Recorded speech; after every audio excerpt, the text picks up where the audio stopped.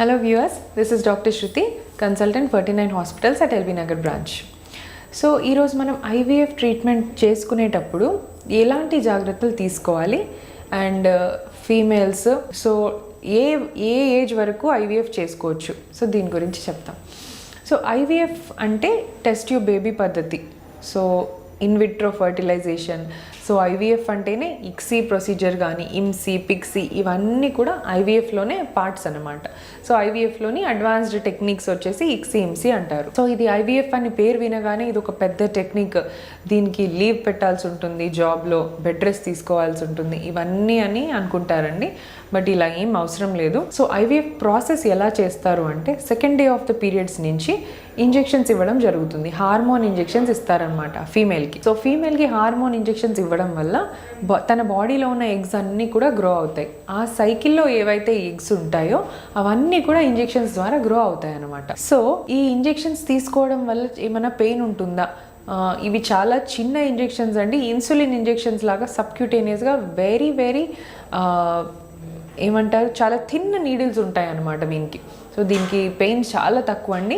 And ఇది only subcutaneous పొట్టకు మాత్రం ఇస్తారనమాట ఈ ఇంజెక్షన్స్. సో ఈ ఇంజెక్షన్స్తో పెయిన్ చాలా తక్కువ. సో దీనికి మీరు రెస్ట్ కానీ అవన్నీ తీసుకోవాల్సిన అవసరం లేదు. సో ఇంజెక్షన్స్ డైలీ బేసిస్లో ఆల్మోస్ట్ సేమ్ టైం, అంటే ఒక ఫస్ట్ డే సెకండ్ డే నుంచి ఇంజెక్షన్స్ తీసుకుంటారు కాబట్టి ఆ రోజు 11 o'clock or 12 o'clock తీసుకున్నట్టయితే అరౌండ్ అదే టైంకి నెక్స్ట్ డే కూడా తీసుకునేలాగా ప్లాన్ చేసుకోవాలి.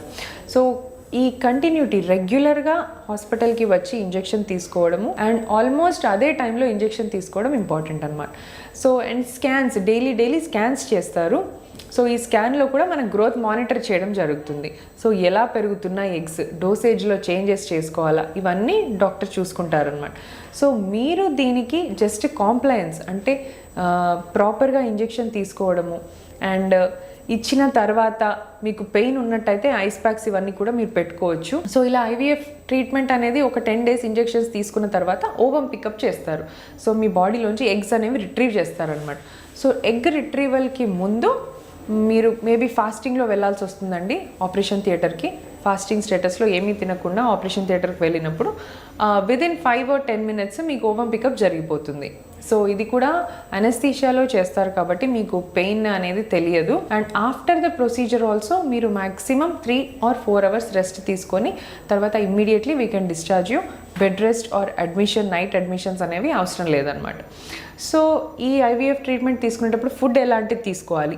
నార్మల్గా ఎప్పుడైనా కూడా healthy diet is always good.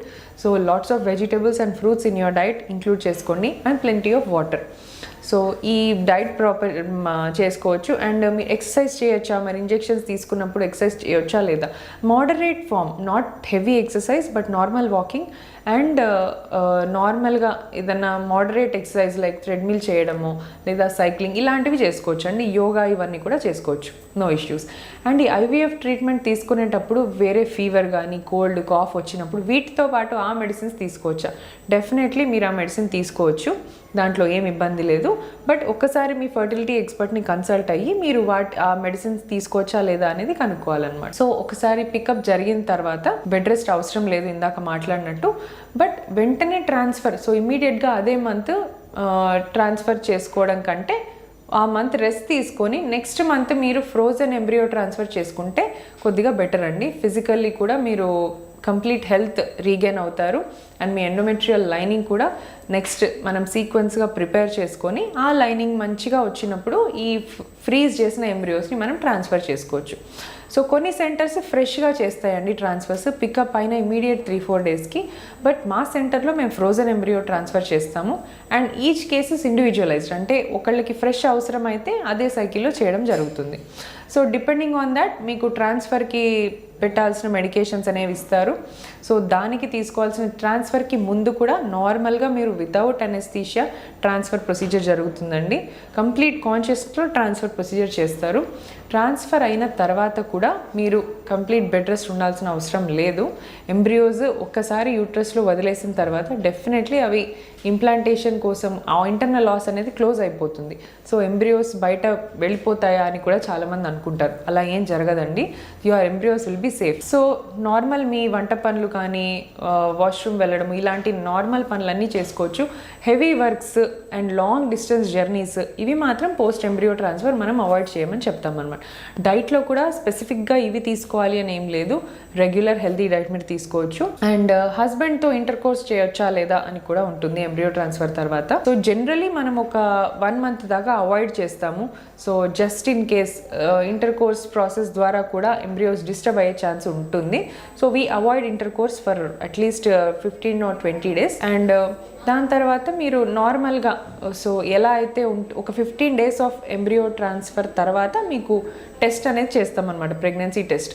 So transfer అయిన ఇమ్మీడియట్ 15 daysలో మీకు తెలిసిపోతుంది రిజల్ట్ పాజిటివా నెగిటివా అని. సో పాజిటివ్ వచ్చినా కూడా నార్మల్ ప్రెగ్నెన్సీకి ఎలా అందరూ ఉంటారో ఐవీఎఫ్ ప్రెగ్నెన్సీలో కూడా అంతే మీరు తీసుకుంటే సరిపోతుంది. So special treatment are special requirements దీనికి ఏం లేదండి. సో మీరు ఇలా ఫాలో చేస్తే సరిపోతుంది. ఎక్కువ జాగ్రత్తలు ఏం అవసరం లేదు. బట్ డాక్టర్ ట్రీట్మెంట్ కాంప్లైంట్గా ఉంటే మీకు ఐవీఎఫ్లో సక్సెస్ ఛాన్సెస్ ఇంప్రూవ్ చేసుకోవచ్చు. Thank you.